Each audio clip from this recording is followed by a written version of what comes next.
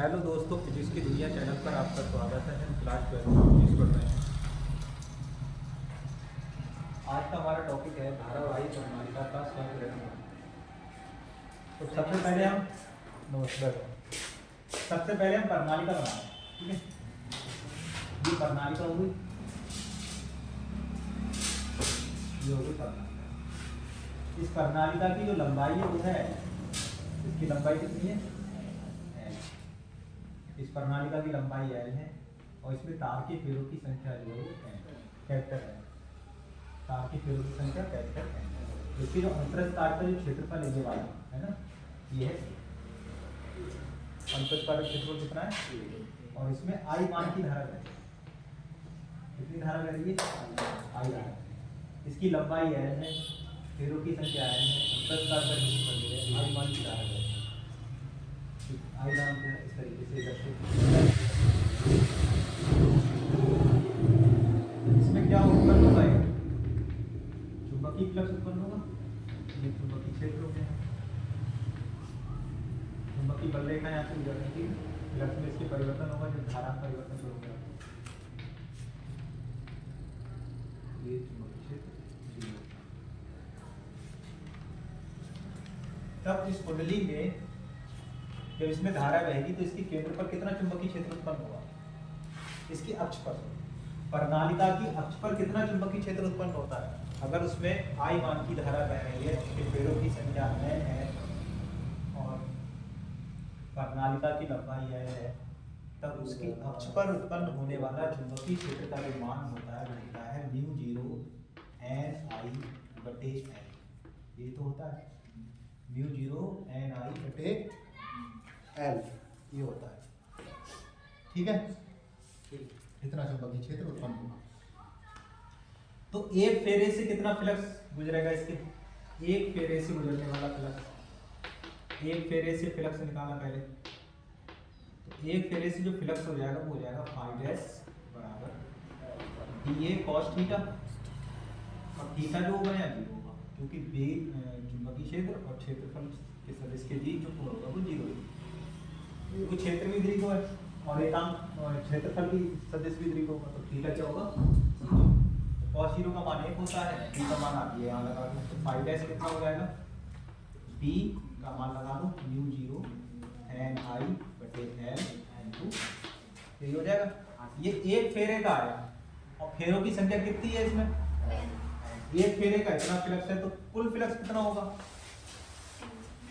N से बड़ा हो जाएगा। ठीक है, कुल फ्लक्स, तो कुल फ्लक्स फाई जो हो जाएगा वो N φ' हो जाएगा।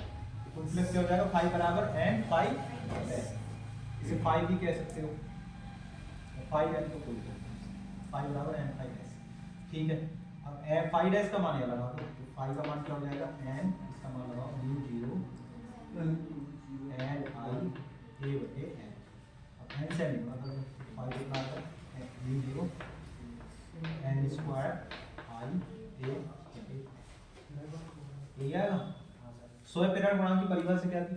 तुमने पढ़ा था कि पाई बराबर था Li।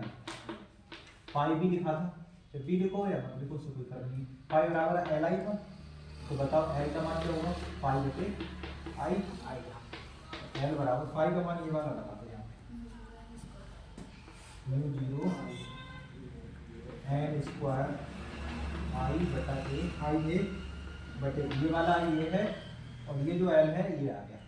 इस I से ये I कैंसिल हुआ, L की वैल्यू आई μ0 N² A/L। ये आया स्वयं प्रेरण गुणांक का फार्मूला, किसके लिए? धारावाही प्रणालिका के। अच्छा, एक चीज और पढ़ी थी आपने, याद हो, एक स्मॉल n पढ़ा था प्रणालिका वाले में। स्मॉल n बराबर क्या था? Capital N small n। एकांक लंबाई में फेरों की संख्या को स्मॉल n कहते हैं। ठीक है, प्रणालिका की एकांक लंबाई में फेरों की संख्या को स्मॉल n कहते हैं। तो यहाँ पे एक L तो है, अब N/L है यहाँ, तो एक L को यहाँ पे हटाने के लिए ऐसा कर रहा है, L से बड़ा कर ले रहा है, L से बड़ा कर ले रहा है। L की मान क्या हो जाएगा? μ0 N² A। N² कर लो और L से बड़ा कर लो, एक L से एक L कैंसिल, तो ये आ जाएगा। अच्छा, इसे ऐसे भी लिख लो, L बराबर μ0 N/L का whole square A। Into n. अब ये जो चीज है एन बटे एन, इसकी जगह हम स्मॉल एन लगा, क्या आएगा फार्मूला, एल बराबर mu zero small n square A. ठीक है, ये धारावाही प्रणालिका के लिए फार्मूला। ठीक है, तो बहुत आसान है। ठीक है, दोबारा कराने की जरूरत नहीं है, इसी में लिखते रहे। क्या है, माना स्मॉल एन लंबाई, लंबाई कितनी ली है हमने, स्मॉल एन यहाँ पे लिख लो, स्मॉल एन लंबाई तथा एन फेरो वाली, तथा एन फेरो वाली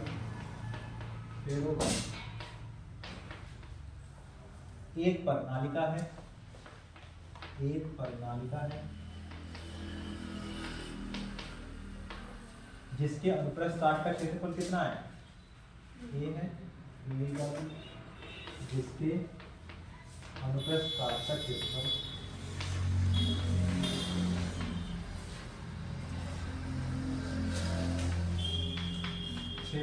ये है। ठीक, और इसमें कितनी मान की धारा बह रही है, इसमें आई मान की धारा बह रही है, इसमें आई मान की धारा बह रही है। प्रवाहित है, आई मान की धारा प्रवाहित है, तब कुंडली की अक्ष पर कितना चुंबकीय क्षेत्र उत्पन्न होगा, तब कुंडली प्रणालिका की अक्ष पर उत्पन्न चुंबकीय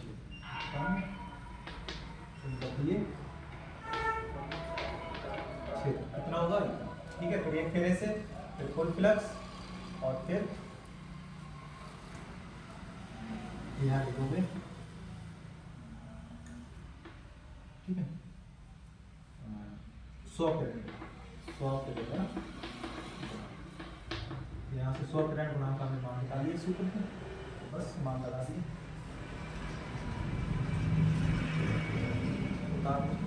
यहाँ पे लिख लेना, यहाँ लिख लेना, यदि एकांक लंबाई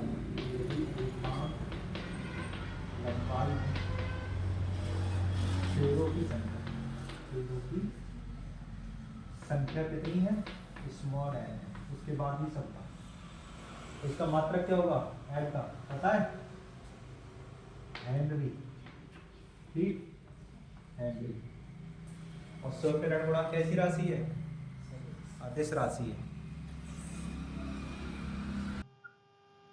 देखिए, कुंडली में संचित स्थितिज ऊर्जा, तो जब स्थितिज ऊर्जा, ये किसके पदों में निकालना है आप, स्वप्रेरण गुणांक के पदों में, स्वप्रेरण गुणांक के पदों में इसमें निकालना है। तो जब हम किसी कुंडली में स्टार्टिंग में जब धारा भेजते हैं तो क्या होगा, जैसे जैसे कुंडली में धारा का मान बढ़ता जाता है, एकदम से धारा नहीं पहुंचती शिखर मान तक, धीरे धीरे करके पहुंचती, बढ़ती है। तो जब हम किसी कुंडली में धारा को दे रहे हैं, भेज रहे हैं, तो कुंडली में क्या उत्पन्न हो रहा है, प्रेरित विद्युत वाहक बल, जो कि धारा के बढ़ने का क्या करेगा, विरोध करेगा, विरोध करता है। अतः धारा को हम लगातार भेज रहे हैं, तो स्थायी मान तक जब धारा प्राप्त, अपना स्थायी मान प्राप्त करेगी, तब वो क्या करेगी, प्रेरित विद्युत वाहक बल के विरुद्ध कार्य करेगी, जो उस कुंडली में स्थितिज ऊर्जा के रूप में संचित हो जाएगा। फिर से सुनो, जब किसी कुंडली में धारा को भेजते हैं, तब उस कुंडली में प्रेरित विद्युत वाहक बल उत्पन्न हो जाता है, जो कि धारा के बढ़ने का विरोध करता है। अतः धारा प्रेरित विद्युत वाहक बल के विरुद्ध क्या करती है, कार्य करती है। और जब धारा स्थायी मान तक पहुंचने के लिए, धारा का मान स्थायी होने के लिए जो कार्य होता है, वह इस कुंडली में या परिणालिक, वह इस कुंडली में स्थितिज ऊर्जा के रूप में क्या हो जाता है, संचित हो जाता है। ठीक है, तो बस ये है, और कुछ नहीं है। ठीक है, समझ गए।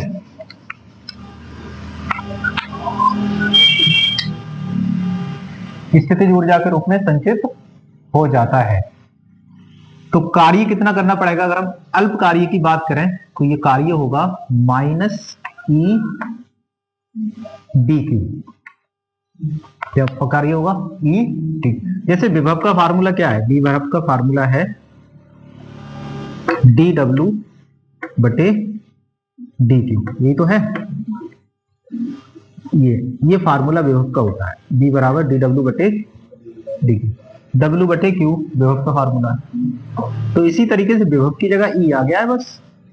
विभव की क्या है? विद्युत भाग बल, ई आ गया यहाँ पे, है ना। विरोध कर रहा है, इसका मतलब माइनस है, विरोध का मतलब माइनस आ गया और कुछ नहीं है। डी डब्ल्यू का मान आया minus E into D Q. परंतु ई का फार्मूला क्या है? फिर है विद्युत भाग बल का, फैराडे के नियम से माइनस एन डी आई बटे माइनस नहीं एल होगा, माइनस एल डी आई बटे डी टी। यही तो है फार्मूला, ई बराबर माइनस एल डी आई बटे डी टी। फिर विद्युत भाग बल का फार्मूला ये है। तो इस ई का मान यहां लगा दो, तब डी डब्ल्यू कितना आएगा? तब डी डब्ल्यू जो आ जाएगा वो आ जाएगा माइनस ये वाला बाहर, और इस ई की जगह ये वैल्यू लगा दो, ये वाली यहाँ पे। समीकरण 1 लिख दो, इसे समीकरण तो लिख दो, तो लिख देंगे समीकरण 2 का मान 1 में रखने पर तो इस ई की जगह ये वैल्यू लगा दो, माइनस एल डी आई बटे डी टी, और यहाँ डी क्यू। और माइनस से माइनस गुणा कर लो, प्लस हो गया, तो क्या आएगा? एल डी आई बटे D T into D Q. अब डी टी को इसके डी क्यू के पास भेज दो, तो डी डब्ल्यू बराबर हो जाएगा एल डी आई ऐसे ही, और ये हो जाएगा डी क्यू बटे डी टी। डी क्यू बटे डी टी को जो है हम आई कहते हैं। आई का जो फार्मूला होता है वो क्या होता है? डी क्यू बटे डी टी, है ना। डी क्यू बटे डी टी। आवेश प्रवाह की दर को क्या कहते हैं? धारा कहते हैं। तो ये धारा हो गई, ये क्या हो गई? आई। तो डी डब्ल्यू कितना आ जाएगा? एल डी आई और इंटू आई। तो डी डब्ल्यू का फाइनली मान आया आई एल आई और डी आई। लेकिन धारा हम कहां से प्रवाहित कर रहे थे? स्टार्टिंग में धारा 0 थी, 0 से हम अधिकतम मान तक प्रवाहित कर रहे हैं। तो धारा कुंडली में धारा 0 से अधिकतम मान, 0 से अधिकतम मान, या फिर इसी को कहते हैं हम स्थायी मान। स्थायी मान आई 0 तक पहुंचाने में किया गया कुल कार्य,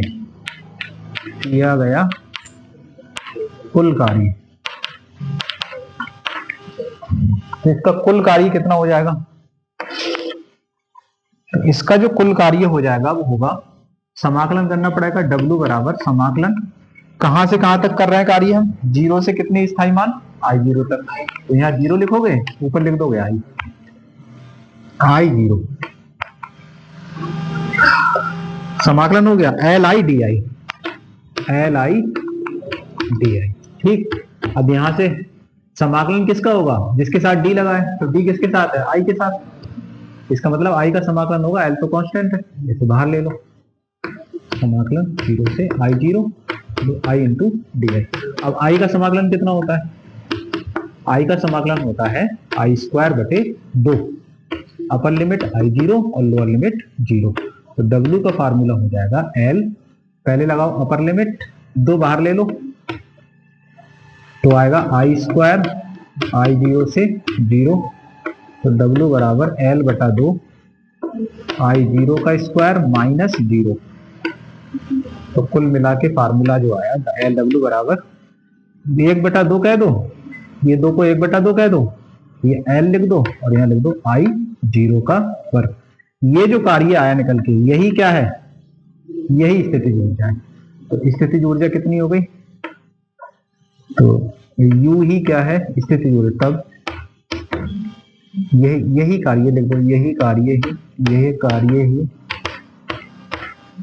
कुंडली की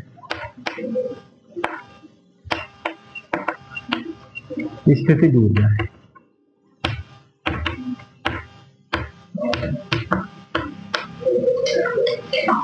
तो ये कार्य ही क्या है, स्थिति ऊर्जा, यानी U ही क्या है, W। तो U कितना हो गई फाइनली, हाफ L I 0 का स्क्वायर। बस यही है स्थिति ऊर्जा। स्थिति ऊर्जा का मात्रक क्या है, कोई भी ऊर्जा हो उसका मात्रक V है। तो क्या बात बताई थी मैंने स्टार्टिंग में, जब कुंडली में धारा प्रवाहित करते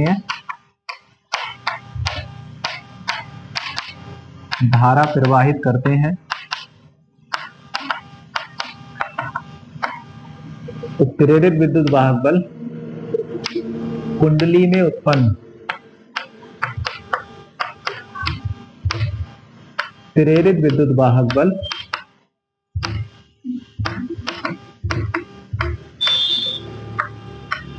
धारा के बढ़ने का क्या करता है, धारा के बढ़ने का विरोध करता है।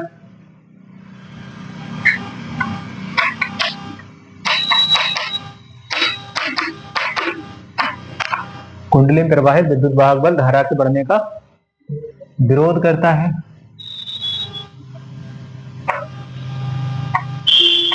अतः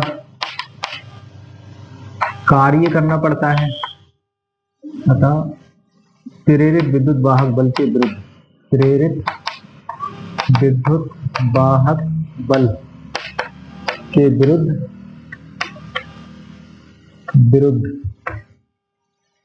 कार्य करना पड़ता है। यह कार्य कुंडली में स्थितिज ऊर्जा के रूप में संचित हो जाता है। ठीक है, ये लिखना, स्थितिज ऊर्जा के रूप में संचित हो जाता है।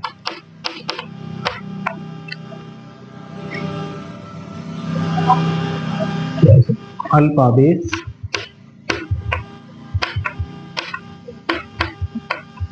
dq देने पर कार्य।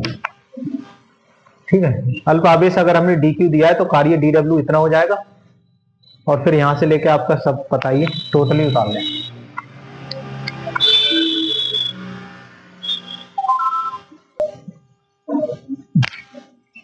देखो अब क्या है, प्रेरकों का श्रेणी क्रम। तो प्रेरकों का श्रेणी क्रम क्या है, सबसे पहले पता होना चाहिए प्रेरक किस प्रकार से शो करते हैं। प्रेरक का मतलब कुंडली है, प्रेरक किसका है, कुंडली का ही तो है। तो कुंडली बनाते हैं प्रेरक में, जैसे एक प्रेरक ही हो गया ऐसे करके, आगे को भी हम ऐसे ही दिखाएंगे। प्रेरक को जब दिखाना है तो अब इस तरीके से दिखाएंगे, कुंडली बना देंगे। तो इसका स्वप्रेरण गुणांक कितना है, L1, और एक कुंडली और जोड़ दो इसी के आगे, तो इसका स्वप्रेरण गुणांक कितना है, L2। इसका स्वप्रेरण गुणांक L1 है और इसका कितना है, L2, और इसमें I धारा बह रही है। तो जो धारा इसमें I बह रही है वही धारा इसमें बहेगी, धारा तो सेम ही बहेगी। श्रेणी क्रम में धारा का मान समान होता है ना, और समांतर क्रम में, अच्छा इस धारा का मान समान होगा तो इसमें जो फ्लक्स उत्पन्न होगा, इस फ्लक्स कितना उत्पन्न होगा, इसमें φ1, और इसमें फ्लक्स कितना उत्पन्न होगा, φ2। तो कुल फ्लक्स कितना हो जाएगा दोनों में, φ बराबर φ1 प्लस φ2। ठीक,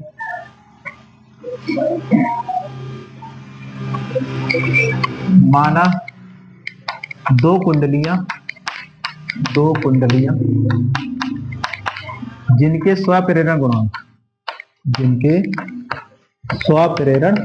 गुणांक कितने हैं बताओ, L1 तथा L2 है। किस क्रम में जुड़ी हैं ये, श्रेणी क्रम में जुड़ी हैं।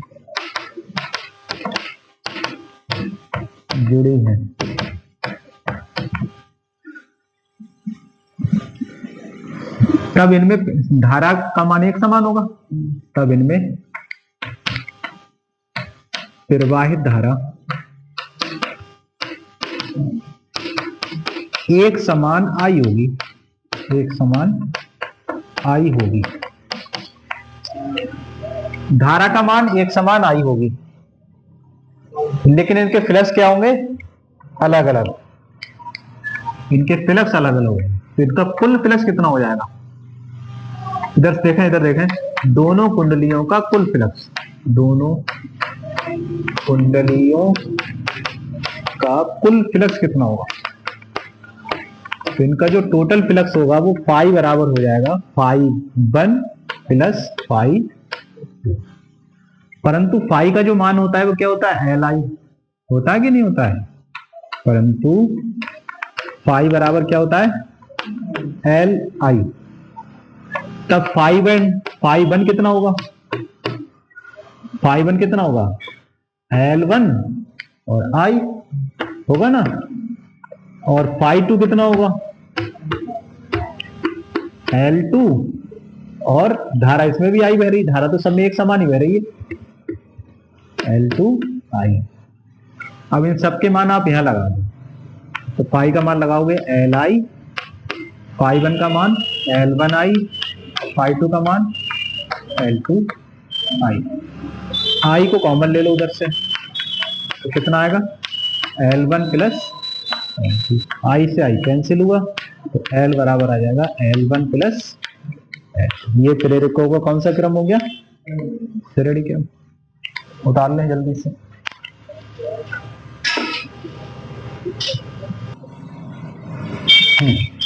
प्रेरकों का समांतर क्रम, प्रेरकों को जोड़ने का समांतर क्रम।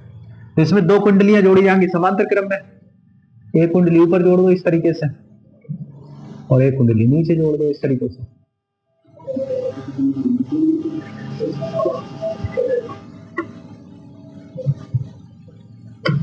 ठीक, ये क्रम हो गया, कौन सा क्रम, समांतर क्रम। इसका स्वप्रेरण गुणांक L1, इसका कितना है, L2। अब देखो ध्यान से, यहां से धारा आई चली, तो ये क्या है इसका संधि, तो संधि पे धारा दो भागों में बट रही है, ऊपर वाले में धारा I1 बह जाएगी और नीचे वाले में I2 बह जाएगी। यहाँ पे जैसे ये वापस आएंगे दोबारा से क्या बन जाएगी, तो इसका मतलब जो समांतर क्रम है उसमें धारा का मान अलग अलग है, धारा का मान क्या है यहाँ पे, अलग अलग है। तो लिख ले रहे हैं, माना दो कुंडलियां जिनके स्वप्रेरण गुणांक L1 तथा L2 है, चित्रानुसार समांतर क्रम में जुड़ी हैं,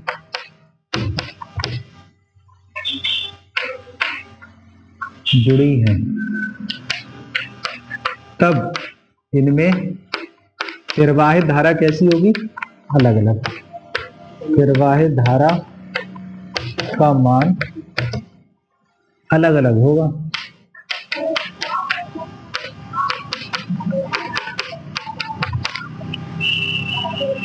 ठीक है, प्रवाहित धारा का मान क्या होगा, अलग अलग होगा।